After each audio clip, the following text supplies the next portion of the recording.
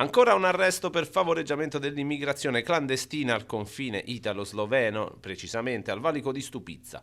I militari della Guardia di Finanza di Udine hanno intercettato un'auto in ingresso in Italia con a bordo 5 cittadini pakistani.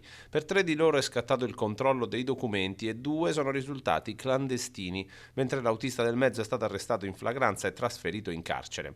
Fondamentale per ricostruire la rotta e i flussi di denaro l'analisi dei telefoni cellulari sequestrati dai finanzieri che hanno operato in sinergia con il commissariato di polizia di Cividale del Friuli. Per l'arrestato il giudice ha poi disposto il divieto di dimora in Friuli Venezia Giulia, mentre i migranti irregolari hanno formalizzato la richiesta di asilo politico.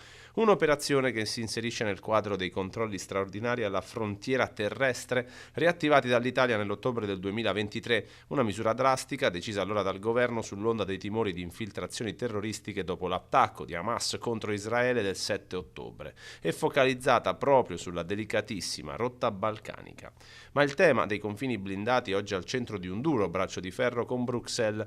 L'Unione Europea sta infatti spingendo per eliminare gradualmente questi controlli temporanei all'interno dello spazio Schengen, chiedendo agli Stati membri di tornare alla piena libertà di circolazione, una richiesta che si scontra tuttavia con la realtà dei fatti sul territorio e con la costante pressione migratoria che le forze dell'ordine continuano a registrare quotidianamente lungo i nostri confini orientali.